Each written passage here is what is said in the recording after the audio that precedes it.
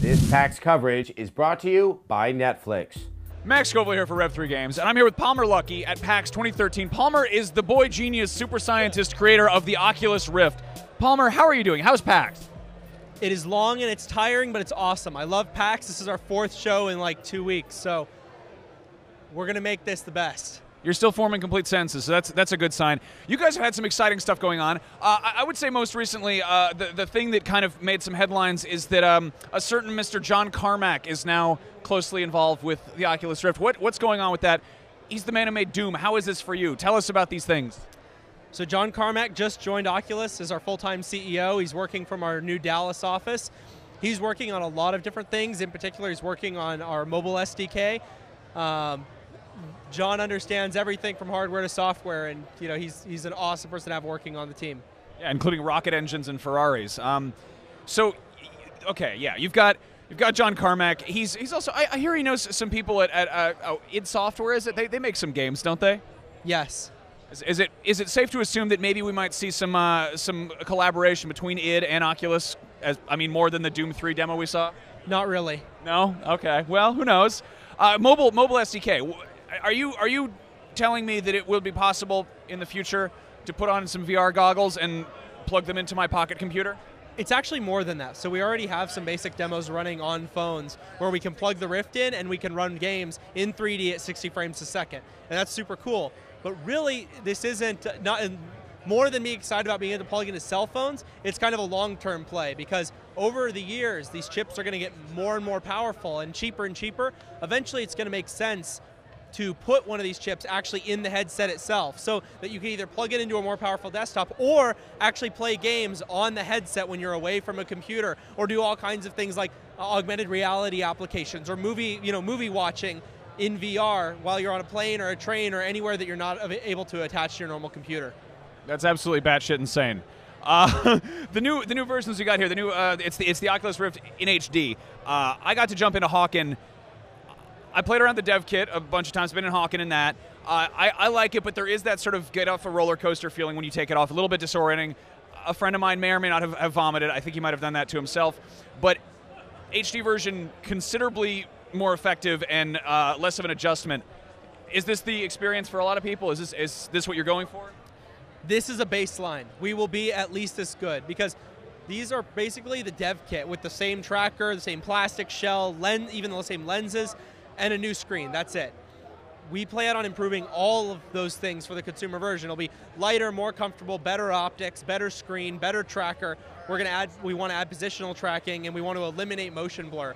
It's a lot of things to do, but we think we can get the hardware to the point where anybody can start playing, not all games, but some games without getting any kind of disorientation.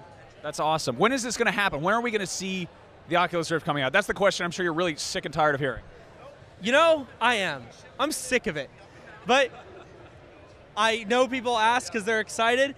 We don't know, and if we did know, we wouldn't want to say until we know for sure. Because we want to make something that's awesome. We want to make something that people will get a good impression of VR and say, this is a great device, this is a great experience. Because if they don't, we're not going to get a second shot, and we would rather get it right than hold ourselves to some date that we throw out there out now for marketing purposes. But we do want to get it. What we've been saying is we want it to be multiples of months, not multiples of years. So we want to get it out there pretty fast, and I think that people won't be kept waiting too long.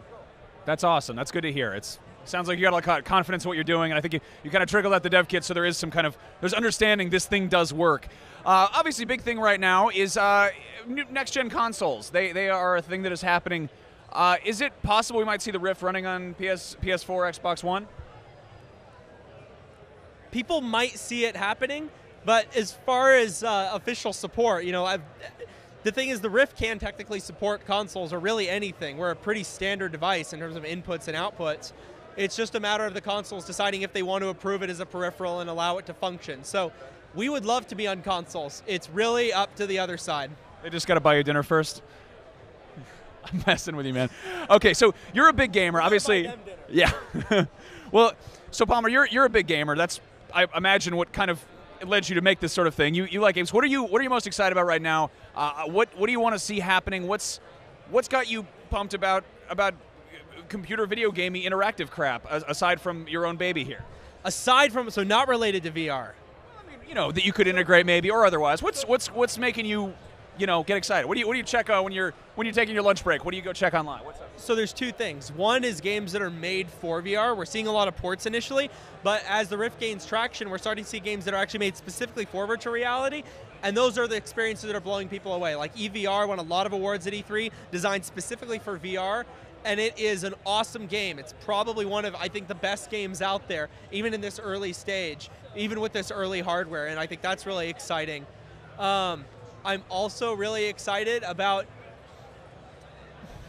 you know, I'm mostly excited about VR in general. I'm really excited about indie games just as a movement, because not just for VR, but it's so cool that this game industry, and this is old news, I'm not like having a keen insight here, but indies are the ones that are really driving the innovation in the industry. They're the ones that are doing the best things, the coolest things, and they're willing to take these risks and make experiences that nobody's ever seen before. And in the past, it was so hard to break in and get a huge audience. Now, if a game is good, if you can get it in front of people and show them how good it is, then really anyone can have a successful game, and that's super duper cool. Yeah, that's exciting. I mean, a lot of people have been doing stuff with the Rift already.